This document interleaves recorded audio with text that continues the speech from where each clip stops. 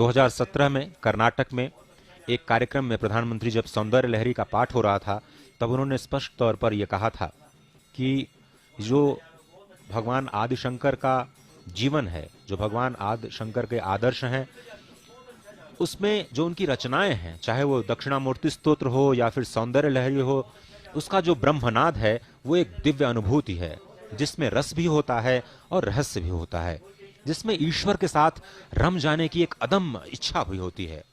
हर मंत्र में एक अलग शक्ति होती है, हर मंत्र का एक अलग भाव होता है, एक नई चेतना होती है जो मनुष्य मात्र को एक नई ऊर्जा से भर देती है।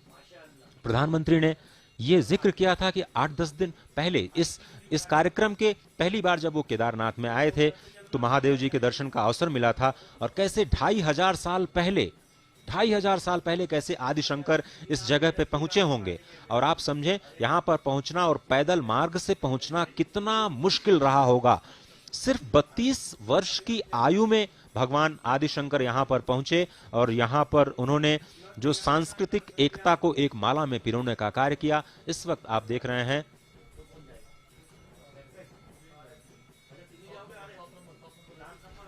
आदि शंकराचार्य की समाधि स्थल, अब उसके अनावरण का समय आ चुका है। और जिस तरह से हमने बताया कि 2013 में ये समाधि स्थल पूरी तरह से नष्ट हो चुका था, एक बार फिर से इसको बनाया गया। और इस वक्त आप देख रहे हैं आपकी स्क्रीन पर पहली बार ये तस्वीरें पूरी दुनिया के सामने एक बार फिर से ये 15 फीट ऊंची प्रतिमा आदिशंकर की इस वक्त आपके स्क्रीन पर नजर आ रही है, जो अष्टकमल पर अवस्थित है। The 13 feet long, it is about 13 feet long statue of Adi Shankaracharya sitting atop the Shri Mantra, and there you see visuals from the top. The statue is made in black stone. Now the Prime Minister sitting there, this is the Samadhi Sthal that has been constructed new, is sitting on the edge of the Shri Mantra. Ajay, tell us, our viewers, about the importance of Shri Mantra. देखिए, ये जो मंत्र है, आप भगवान आदि शंकर को अगर आप देखें तो उनका जो सर्वोच्च मंत्र कहा जाता है वो है मानस पूजा। और इस वक्त प्रधानमंत्री मानस पूजा ही कर रहे हैं, क्योंकि जब आपके पास कोई सामग्री नहीं होती है, और कई बार ऐसी परिस्थितियां आ जाती हैं कि आप बिना सामग्री के पूजा करना चाहते हैं अपने आराध्य की, तो पूजा में जो मानस पूजा होती है उसको सर्वोत्तम पूजा कहा गया है। और इस वक्त आसन पर बैठ करके जो ध्यान पूजा में इस वक्त प्रधानमंत्री आपको नजर आ रहे हैं, स्पष्ट तौर पर ये आदिशंकर के सामने जो उनके मानस पूजा का जो रहस्य उन्होंने समझाया, जिसमें भगवान शिव का जो मानस पूजा मंत्र है वो बहुत ही महत्वपूर्ण है। मैं उसके कुछ श्लोक आपको बताता हूं।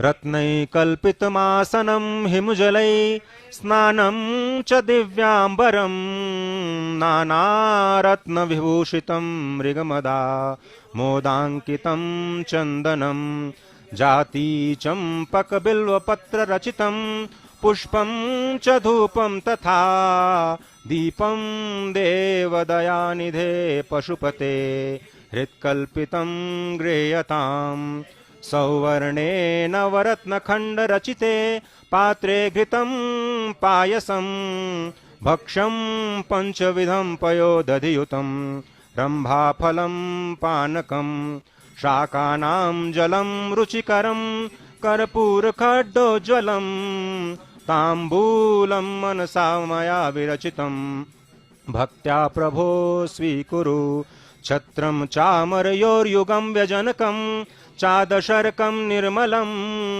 वीणाभेरीमृदङ्गकाहलकला गीतं च नृत्यं तथा साष्टाङ्ग प्रणतिस्तुतिर्बहुविधा ओ तत्समस्तं मया संकल्पेन समर्पितं तव विभो पूजां गृहाण प्रभो आत्मा त्वं गिरिजामतिः सहचरा प्राणा शरीरं गृहं पूजा ते विषयोपभोग रचना निद्रा समाधि स्थितिः संचारः पदयो प्रदक्षिण विधिः स्तोत्राणि सर्वा गिरो यद्यत् कर्म करोमि तत्तदखिलं शंभो तवाराधनं करचरणकृतं वाक्कायजं कर्मजं वा श्रवणनयनजं वा मानसं वापराधं विहितं वा सर्वमेतत्क्षमस्वं जय जय करुणाब्धे श्री महादेव शंभो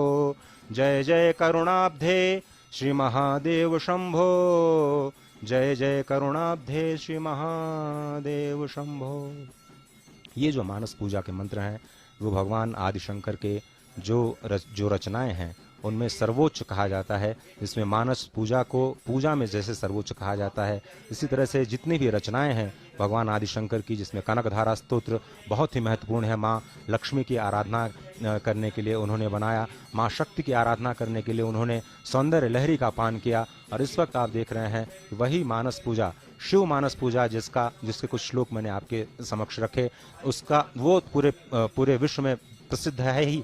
लेकिन मानस पूजा ये आप देख रहे हैं कि आदिशंकर की समाधि स्थल एक बार फिर से पूरी दुनिया के लिए अब एक नई ऊर्जा का कार्य करेगी। क्योंकि अगर भगवान शंकर की हम बात करें तो आध्यात्मिक परंपराओं को, जीवन पद्धति का शोधन करने को और अपने सटीक तर्कों के जरिए जो आने वाली पीढ़ियां हैं उसको गलत राह पर जाने से रोकने के लिए जो अलग अलग परंपराएं हैं उनको एक सूत्र में पिरोने के लिए आदिशंकर ने जो कार्य किया वो बहुत ही अद्भुत नजर आता है। भगवान आदिशंकर की अगर हम बात करें तो ये कहा जाता है कि सतयुग में जो भगवान शिव हैं वो दक्षिणामूर्ति स्वरूप में गुरु के रूप में प्रतिस्थापित होते हैं। वही गुरु जब त्रेता युग में आते हैं तो दत्तात्रेय स्वरूप में विश्व को ज्ञान विज्ञान देने का कार्य करते हैं। जब हम द्वापर युग में बात करते हैं तो महर्षि वेदव्यास जो हैं वो गुरु के रूप में कार्य करते हैं। और जब कलयुग या फिर जिस युग में हम अभी चल रहे हैं उसमें भगवान आदिशंकर ही जगत गुरु के रूप में प्रतिस्थापित हैं। भारत आदिशंकर ने आप ये कहें कि जन जागरण का इतना बड़ा कार्य किया है जिसने भारत को एकीकृत करने के लिए अपनी आध्यात्मिक व्यवस्थाएं दी। आध्यात्मिक व्यवस्थाओं की अगर हम बात करें तो जो चार धाम, जो पूरब में गोवर्धन मठ की स्थापना की गई है वो ऋग्वेद को स्थापित करती है। आप समझें कि ये जो चार धर्म दुर्ग आदिशंकर ने स्थापित किए भारत में वो चार वेदों से संबद्ध हैं। जो पूरब में गोवर्धन मठ बनाया गया वो ऋग्वेद से संबंधित है। जो पश्चिम में द्वारिका मठ बनाया गया वो सामवेद से संबंधित है। जो उत्तर में ज्योतिर्मठ बनाया गया वो अथर्ववेद से संबंधित है। और जो दक्षिण में श्रृंगेरी मठ बनाया गया वो यजुर्वेद से संबंधित है। इसके साथ ही जो दशनामी परंपरा सन्यासियों की शुरू की आदिशंकर ने, वो किस तरह से एक संकेत का कार्य करते हैं, कितने बड़े संदेश का कार्य करते हैं, वो भी मैं आपको समझाना चाहता हूं और कोशिश करूंगा कि मैं आपको समझा पाऊं सरल भाषा में। जो पूर्व में गोवर्धन मठ है वहां के जो सन्यासी होते हैं उनको अरण्य और वन कहा जाता है। उन सन्यासियों का जो एक है उपनाम जिसको कहा जाता है वो अरण्य वन है। उन सन्यासियों को ये आदेश प्राप्त था कि वो भारत के अरण्य और वनों की रक्षा करें। अरण्य और वन, वन वृहद होता है और अरण्य छोटा होता है, तो छोटे वन को आप अरण्य कहते हैं और बड़े अरण्य को वन कहते हैं। तो किस तरह से हमारी प्रकृति सुरक्षित रहे, भगवान आदिशंकर ने पूर्व में गोवर्धन मठ में जो सन्यासी बनाए उनको अरण्य और वन की सुरक्षा का कार्य दिया। जब वो पश्चिम में गए, सामवेद से संबंधित जो उन्होंने द्वारिका मठ स्थापित किया, वहां पर जो सन्यासी होते हैं वो तीर्थ और आश्रम, यानी जो भारत के तीर्थ हैं उनकी कैसे रक्षा की जाए, जो भारत के आश्रम हैं, जो वर्णाश्रम व्यवस्था है उसकी कैसे रक्षा की जाए, जो गुरुकुल व्यवस्था है उसकी कैसे रक्षा की जाए, उनको ये दायित्व सौंपा गया। जब उत्तर में ज्योतिर्मठ पहुंचे तो वहां के जो सन्यासी होते हैं उनको गिरि, पर्वत और सागर, ये तीन उपनाम दिए जाते हैं। ये भी प्रकृति से संबंध रखते हैं। किस तरह से हम अपने गिरि को बचाएं, किस तरह से हम अपने पर्वत को बचाएं, किस तरह से हम अपने समुद्र और सागर को बचाएं, ये बहुत ही महत्वपूर्ण हो जाता है। दक्षिण में जब हम जाते हैं तो जो सन्यासी परंपरा हमको मिलती है उसमें सरस्वती, भारती और पुरी जो शिक्षण संस्थान हैं उनको कैसे बचाया जाए। जो उच्च शिक्षण संस्थान है उसमें सरस्वती और जो प्राथमिक शिक्षण संस्थान है उसमें भारती, उनको ये दायित्व दिया गया कि कैसे आप शिक्षण संस्थानों का शोधन करें और उनका रक्षण करें। पुरी नाम के जो सन्यासी होते हैं अंतिम दशनामी परंपरा में, वो भारत की जो अष्टपुरियां कही गई हैं उनके संरक्षण का कार्य दिया गया। तो आदिशंकर ने ये जो चारों धाम स्थापित किए, देश के चारों दिशाओं में जो चार वैष्णव धाम स्थापित किए, हालांकि उनको शंकर का अवतार माना जाता है और शंकर को सबसे बड़ा वैष्णव भी कहा जाता है। और आदिशंकर ने देश के चारों दिशाओं में जो चार वैष्णव धाम की स्थापना की, उसमें पुरी में जगन्नाथ धाम, पश्चिम में द्वारिका धाम, उत्तर में बद्रिकाश्रम और दक्षिण में रामेश्वरम धाम। और दूरदर्शन परिवार की तरफ से आज हम चारों धाम और 12 ज्योतिर्लिंग के साथ देश के महत्वपूर्ण 87 स्थानों के साथ जुड़े हुए हैं। और ये तस्वीरें सीधे तौर पर जो देश के कोने कोने में जो आध्यात्मिक ऊर्जा है उसको और भी उत्प्रेरित करने का कार्य कर रही हैं। और मंदिर के ठीक पीछे का दृश्य इस वक्त आपको सुमेरु पर्वत के रूप में नजर आता है। और इसी सुमेरु पर्वत का एक हिस्सा गंधमादन पर्वत भी है। भगवान शिव की जब हम बात करते हैं तो भगवान हनुमान अनायास ही आ जाते हैं। और गंधमादन पर्वत पर आज भी कहते हैं कि कलयुग में भगवान हनुमान साक्षात विराजमान हैं। और साक्षात विराजमान हैं और इसलिए भक्तों को साक्षात दर्शन भी देते हैं। यहीं पर गंधमादन पर्वत में कदली का वन। और आज भी अब मैं फिर से शंकराचार्य जो पूरी पीठ के हैं उनको उद्धृत करना चाहता हूं। और उन्होंने ये कहा और उनको मैं कोट करके ये कहना चाहता हूं कि आज भी कदली वन में भगवान हनुमान श्री राम लला की लीलाओं का दर्शन करते हैं। और जो जितने गंधर्व और यक्ष हैं उनको रामलीला करके दिखाते हैं। और वो यत्र यत्र रघुनाथस्य कीर्तनम तत्र तत्र कृतमस्तकांजलिम वाष्पवारि परिपूर्ण लोचनम मारुतिम नमत राक्षसांतकम। जहां जहां भगवान राम का कीर्तन होता है वहां भगवान शिव हनुमान के रूप में अपने भक्तों के साथ विराजमान होते हैं। वो गंधमादन पर्वत भी इसी सुमेरु पर्वत का ही हिस्सा है जो इस वक्त आप अपनी टीवी स्क्रीन पर इस मंदिर के पीछे का पार्श्व भाग देख रहे हैं। और हम बात कर रहे थे भगवान शंकर की।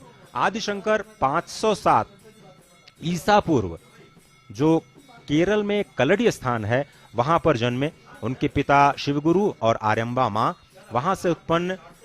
इतना आप समझे कि 5 साल में उनका यज्ञोपवीत हुआ और 8 साल में उन्होंने संन्यास ले लिया।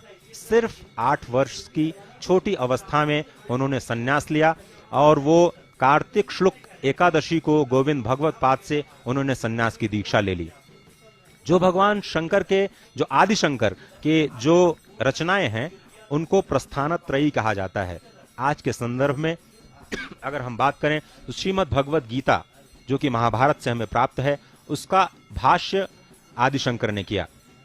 उपनिषदों का भाष्य आदिशंकर ने किया। ब्रह्म सूत्र का भाष्य आदिशंकर ने किया। और यही 3 गीता, ब्रह्मसूत्र और उपनिषद इसी को प्रस्थानत्रयी कहते हैं, जिसको हम संक्षेप में कह सकते हैं कि आदिशंकर की रचनाएं जो हैं वो इस विश्व को देन है। क्या कुछ है? कालक्रम से जो विलुप्त ज्ञान है उसको भगवान आदिशंकर ने प्रकट किया। जो कालक्रम से विकृत ज्ञान है उसको भगवान आदिशंकर ने विशुद्ध किया और अपनी अद्भुत मेधा शक्ति से चारों धाम की प्रतिस्थापना की।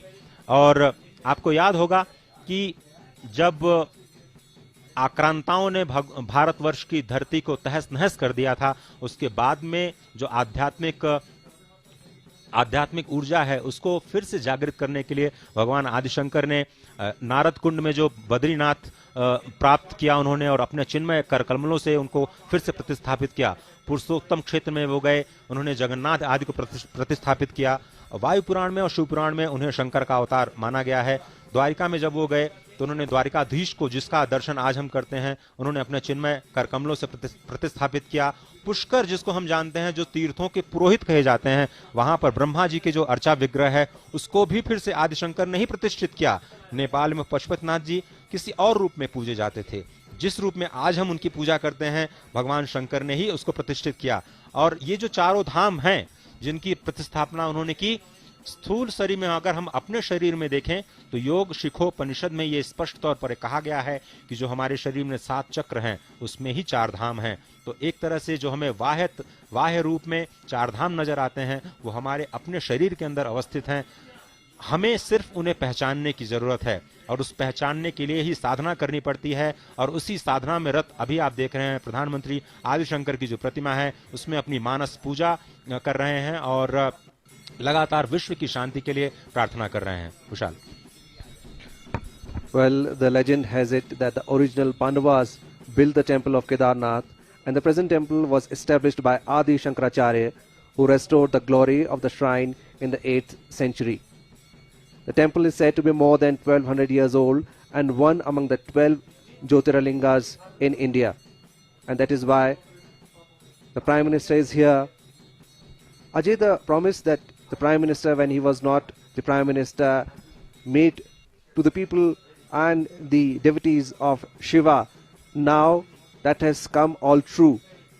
So indeed, quite a satisfactory day for the Prime Minister. All those devotees who throng the temple from different parts of the country, that after the flash floods, what they see today, the new Samadhi Sthal of Adi Shankaracharya, the temple that has been restored in its ancient glory, the development works that has been taken care of in the surrounding area. So everything seems to come to life back again. Ajay? देखिए विशाल, जिस तरह से आपने जिक्र किया, अभी कुछ दिनों पहले हमने राष्ट्रीय एकता दिवस मनाया। राष्ट्रीय एकता दिवस के दिन हमने संपूर्ण राष्ट्र को एक सूत्र में पिरोने का वचन लिया, अपनी प्रतिज्ञा ली, और उसी भारत को एक सूत्र में पिरोने का, आध्यात्मिक रूप से एक माला में पिरोने का कार्य जो भगवान शंकर ने किया, वो उसी राष्ट्रीय एकता को और भी आगे बढ़ाने के लिए, उसी राष्ट्रीय एकता को और भी ज्यादा मजबूत करने का संदेश देती है। अगर हम शंकर की बात करें तो शंकर की जो रचनाएं हैं वो हमें यही संदेश देती हैं कि हम किसी में कोई भी भेद न करें। जो अद्वैत का उनका सिद्धांत है वो स्पष्ट तौर पर यही कहता है कि कोई न इस संसार में न कोई छोटा है न कोई बड़ा है, सभी उसी ब्रह्म के स्वरूप हैं। और जो भारतीय संस्कृति के लिए तप उन्होंने किया, जो भारतीय संस्कृति सब कुछ को ग्राह्य करती है, सभी को आत्मसात करती है, सभी को साथ लेकर के चलती है, और यही तो नए भारत का आधार है, जिसकी बात लगातार प्रधानमंत्री करते हैं, जो कहते हैं कि हम सबका साथ, सबका विकास, सबको साथ लेकर के और सबके प्रयास से भारत का निर्माण करेंगे। और इसी संस्कृति की जो आधारशिला या फिर कहें एक माला में पिरोने का कार्य जो आदि शंकर ने किया, वो स्पष्ट तौर पर सभी कुछ को ग्राह्य करते हुए, सबको आत्मसात करते हुए आगे बढ़ती है।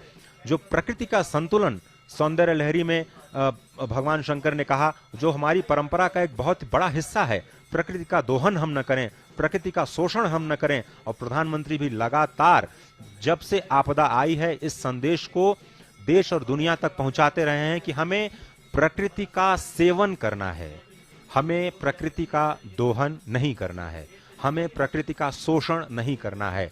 लेकिन आज विकास की अंधी दौड़ में हम देख रहे हैं कि बहुत सारे राष्ट्र ऐसे हैं जो कार्बन उत्सर्जन के मामले में बहुत आगे हैं। आप ये कहें कि जो पंच तत्व हैं वो धीरे धीरे विकृत होते जा रहे हैं। और जब क्षिति, जल, पावक, गगन, समीरा, जिसको हम कहते हैं 5 तत्व से हमारा शरीर बना है, अगर वो 5 तत्व प्रदूषित होते हैं, विकृत होते हैं, तभी प्रकृति में कहीं न कहीं आपको संकेत मिलते हैं कि प्रकृति किसी न किसी आपदा के रूप में मनुष्य को सिखाने का कार्य करती है कि मनुष्य को अपनी सीमा को समझना चाहिए, अपनी क्षमताओं को समझना चाहिए और अपनी आस्था को, क्षमता को, ऊर्जा को सकारात्मक दिशा में ले जाने का प्रयास करना चाहिए। प्रकृति का शोषण नहीं करना चाहिए। और यही वन, अरण्य, पर्वत, सागर, गिरि, आश्रम, तमाम सन्यासी परंपरा, जो 10नामी परंपरा भगवान आदि शंकर ने दी इस समाज को, इस देश को, इन्हीं प्रकृति के संरक्षण का एक बहुत बड़ा संदेश भगवान आदि शंकर देते हैं। राष्ट्रीय एकता का बहुत बड़ा संदेश भगवान आदि शंकर देते हैं। छोटी उम्र में जिस तरह से उन्होंने तीर्थाटन किया, पैदल तीर्थाटन किया, अपने शिष्यों को लेकर के तीर्थाटन किया, ये कहते हैं कि तीर्थाटन को कितना महत्व दिया उन्होंने, क्योंकि तीर्थाटन के जरिए भारत की अर्थव्यवस्था, भारत का पर्यटन, भारत की संस्कृति, एक दूसरे को जानने का जो उत्साह है वो नजर आता है। और यही हम स्पष्ट तरीके से आज के नए भारत में, नए केदार का जो स्वरूप हम देख रहे हैं, स्पष्ट तौर पर वही जो धारा है, वही ऊर्जा है जो आज नवीन रूप में, आपको अभिनव रूप में स्पष्ट नजर आती हुई दिखाई दे रही है। भगवान आदि शंकर के समाधि स्थल से अब बाहर आते हुए प्रधानमंत्री मानसिक पूजा करने के बाद इस वक्त आपकी टेलीविजन स्क्रीन पर। After performing puja at the Adi Shankaracharya Samadhi Sthal, Prime Minister coming out of the Samadhi Sthal, Ajay, you were mentioning about the conservation of the environment. India has been a signatory of the Paris Convention, and the Prime Minister recently addressed the world at the Glasgow meet, and India telling the world that world is a family, Vasudev Kutumbakam, and we all need to restore, we all need to save what has been gifted to us by nature. God has gifted us everything. We should use it but not destroy it. And India and the effort that has been taken by the Indian government under the leadership of Prime Minister Narendra Modi, the world has acknowledged that India is walking the talk, what promises it had made in the Paris Convention. So indeed, the role of the Indian Prime Minister, acknowledged by the world, not only as a leader of the largest democracy in the world, but also of the man, of a visionary who not only thinks about India, Indian subcontinent, but also of the world, who believes that the world is a family. Ajay? बिल्कुल सही कहा आपने, world is a family और वसुधैव कुटुंबकम। आदि शंकर ने जो रचनाएं की उनमें यही संदेश स्पष्ट तौर पर दिखाई देता है कि हर कोई समान है